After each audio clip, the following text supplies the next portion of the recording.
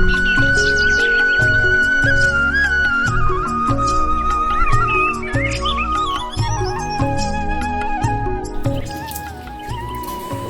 এখন বাজে 7:30, আর এই যে ও দেরি হয়ে পড়েছে। আজকে একটু দেরি হয়ে গেল, কারণ সকাল থেকে ঘরে জল নেই।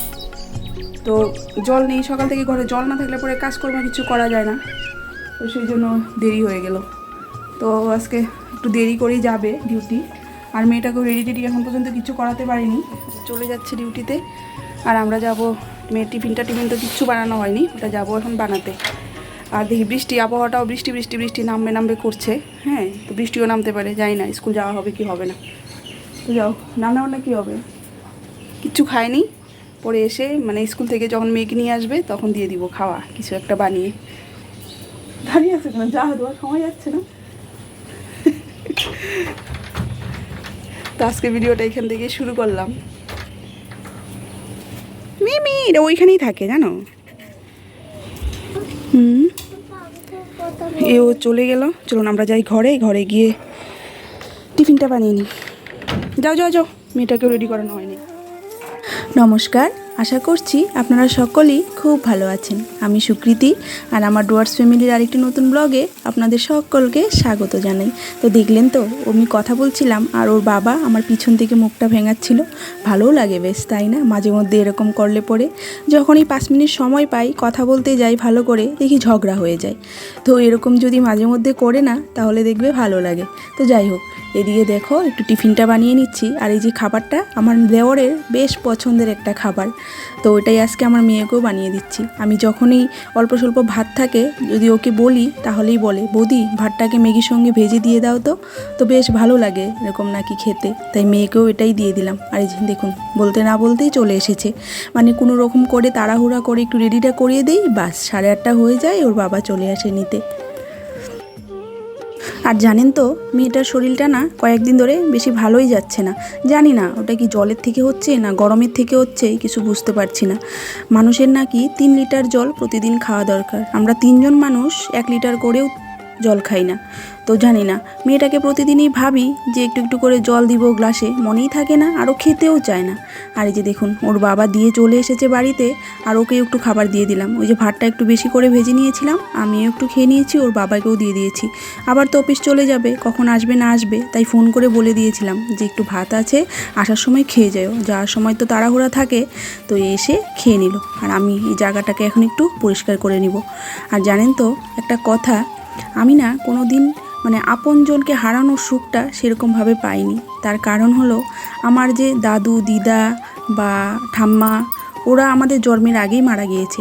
দাদু দিদা মারা যায়নি, জন্মের পরে মারা গিয়েছে, কিন্তু আমি ওদেরকে সেই ছোটোবেলা দেখেছি। মানে মনে আছে ওদের কথা, কিন্তু সেই সুখটা মানে যে একটা আদরের যে থাকে না, তো সেটা আমি পাইনি কোনো দিন। তো মানে আমার এতটা মনেও পড়ে না। তো যখন মানে বিয়ে হয়ে এখানে শ্বশুরবাড়ি এসেছি, তখন আমার শ্বশুরমশাই যখন মারা গিয়েছিলেন, তখন সেটা বুঝতে পেরেছিলাম। তো আমার শ্বশুরমশাইকে জানেন তো, আমরা অনেক দিন ধরে দেখিনি, কারণ তখন যখন মারা গিয়েছিলেন তখন লকডাউন ছিল। করোনায় মারা যায়নি, কিন্তু হঠাৎ করে মানে ব্রেন স্ট্রোক হয়েছিল। শুয়ে শুয়ে আমার শাশুড়ি মার সঙ্গে কথা বলছিলেন আমার মেয়ের জন্মদিন নিয়ে, কথা বলতে বলতেই স্ট্রোক হয়ে গিয়েছিল। বাস হসপিটাল নিয়ে যাওয়ার 2 দিন 3 দিন ছিল, কিন্তু একদম কোমাতে ছিল, কোনো কথা টথা কোনো কিছু বলেনি। তো আর বাঁচানো যায়নি। কিন্তু আমরা না ওনাকে 5 মাস হয়ে গিয়েছিল দেখতে পাইনি, মানে 5 মাস পরে আমরা দেখতে পেয়েছিলাম। আর আমার মেয়ের বয়স ছিল তখন 9 মাস। যখন ওর 5 মাস বয়স ছিল, তখন ওকে এখান থেকে নিয়ে আমরা বাগানে চলে এসেছিলাম। আর বাগানে আসার পরেই তো পুরো লকডাউন পড়ে গিয়েছে। তো বাবা অনেকবার বলেছিল যে একটু ঘুরে আসি, তো সুপুর পাপাই বলল যে না, এখানে তো বাগানের বাইরের লোক ঢুকতে দিবে না, তা আসা যাবে না, তুমি থাকো, দেখি আমরা কয়েকদিন পরে গাড়ি টাড়ি ভাড়া করে আসবো। বাস আর দেখতে পাইনি। সেই 5 মাস নিয়ে এসেছি, 4 মাস পরে গেলাম, বাবাকেও আমরা আর দেখতে পাইনি, কথাও আর বলতে পারিনি। কেমন হয়েছে আমার জায়গাটা? বললা না কেমন হয়েছে জায়গাটা? বউ সাইজে বসছো তুমি। দেখুন তো জায়গাটা, সকালবেলা দেখিয়েছি কেমন, আজ দেখেছেন এখন কত সুন্দর পরিষ্কার করে দিয়েছি। হ্যাঁ হ্যাঁ, এ পাশে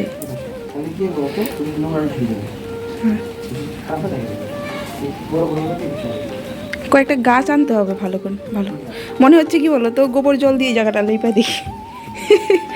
সত্যি সুন্দর হইতো না? এটাকে ধোয়া দেবে না, এটাকে ধোয়া দেবে না। মুছাইছি কাপড় দিয়ে। জল দিয়ে মুছে দিবে না? কাপড় এটা উঠবে, কিন্তু ঘষতে হবে, কেন কি এটা আঠা লাগানো। এই তিনটা গাছ না, হুম এখানে দিয়ে হুম। তিনটাকে এখানে রাখো। তারপরে আসলে যাও, হ্যাঁ? গোলাপ গাছ আনবো কয়েকটা ভ্যারাইটিস। যে দাম, একদিন আমি দেখছিলাম 180 টাকা। বড় বড় গাছটা আছে না? হ্যাঁ। গাছটা দিবো। ভালো লাগবে। এটা কি গাছ এটা? ওটা হলুদ ফুল ফুটবে, প্লাস সাথে জবা ফুল গাছ আছে। ওই কয়েকটা আমাকে গোলাপ ফুলের ভালো ভালো ডাল, বিলাস গাছ কি চাই? আর এটা তো জবা ফুল, গোলাপ ফুল ডাল এনে দিও না, কয়েকটা লাগাবো না। আর ওই সাইডে কয়েকটা টপ আছে, লাগাতে পারবো। এটা কালকে লাগাবো। কেমন কালারের ফুল হবে? কই ছিল না একটা কি? দুইটা কলি আছে। লাল লাল কালার। পাতাটা লালি কিন্তু বড়। এখানে কাটতে হবে, হ্যাঁ? কাটে এই ওষুধটা আছে না? হ্যাঁ। ওষুধটা এখানে লাগাইতে হবে। হুম। লাগাই দিয়ে হ্যাঁ, আসি। মাটি করতে ঢুকাই দিতে হবে। বাস, তাহলে ইসে আসবে। খালি গাছটা দিবে, তাহলে গাছটা মরবে না। এখানে তুমি একটু ফাঙ্গাস লাগবে না, ও, তা মাটিতে ফাঙ্গাস থাকবে না, দিলে এখানে লাগাই দেবে একটা, তিনটা করে দিবে, একটা দুইটা, এই কেজিটা আছে না, শুয়ে কাটে না, 3টা ডাল করবো। তিনটা ছেড়ে দেখো পরে পাঁচটা কিছু আছে। টপ লাগবে 3টা তাহলে। যাও স্নান করো গে, খিদা পাইছে।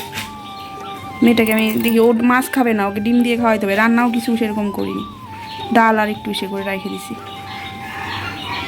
বুঝছো? মাছ ভাজবো এখন। মাছ ভালো না মুরগি দাও, আমি চানটা করে আসি। মেয়ে মাছ খাবে না, ওকে ডিম দিতে হবে। হ্যাঁ, খাবে না মাছ। আর আমার মেয়ে ছিল বাড়ির প্রথম নাতনি, তো দাদু ওকে ভীষণ ভালোবাসতো। তাই এখন মাঝে মধ্যে অন্যের দাদুদের দেখে না মনে পড়ে। আর আমার মেয়েকে যখন ও দাদুর ছবি দেখাই, ও তো চিনেই না ঠাকুরদা যে এটা। তো তাই এখন কখনো কখনো মনে পড়ে, আর কষ্ট লাগে আর কি। আর কালকে না জানেন তো, সেই আলপনারূপী ব্লগে দেখেছি যে শ্রাদ্ধ অনুষ্ঠান সমাপন হলো। তো ওনার মাকে দেখে, মানে আলপনাদির মাকে দেখে সবচেয়ে বেশি কষ্ট লাগলো। কেমন করে যে কান্না করছিলেন, মনে হচ্ছিল আমি যদি পারতাম তাহলে আমিই নিয়ে দিতাম ওনাকে, মানে জীবিত করে, এরকম একটা মনে হচ্ছিল। আমরা দূরে থেকে মানে এত কষ্ট পাচ্ছি, আর ওরা কাছে থেকে কেমন করে বাঁচবে বলুন তো। মানে খুবই কষ্টকর, মানে চোখের জল ধরে রাখা যাচ্ছে না এরকম। মানে ভগবান এত নিষ্ঠুর, সেটাই আমি ভাবি আর কি। ওনার তো আগে পিছে কেউ ছিল না, একটা মেয়েকে ধরে মানে আঁকড়ে ধরে বাঁচতে চেয়েছিলেন, তো ওনাকেই ভগবান নিয়ে নিল। মানে এত ভালোবেসেছেন ভগবান ওনাকে, উনি তো কৃষ্ণ ভক্ত ছিলেন, মানে আর কাউকে পেলেন না, ওনাকেই নিতে হলো, মানে এরকম একটা মনে হয়। আর কালকে কিভাবে যে কাঁদছিলেন, মানে কি বলবো আর। তো মানে আমাদের তো আর কিচ্ছু করার নেই, একমাত্র যারা মানে আমরা দূর থেকে জাস্ট কষ্ট পাবো। আর আমরা তো ওনার ব্লগ দেখেছি, ভালোবেসেছি ব্লগ দেখেই, তো খুবই ভালো লাগতো। আর ওনার কষ্টটা মানে এখন এর জন্য চোখে পড়ছে আর কি, কত সুন্দর হাসাতেন মানুষকে। তো আমাদের আর কিচ্ছু করার নেই, মানে আমরা দূর থেকে জাস্ট কষ্টই পাবো, কিছু আর করতে পারবো না, এটাই হলো ব্যাপার। তো উনি যেখানে আছেন ভালো থাকুক, সুস্থ থাকুক, সেটাই আমরা চাই।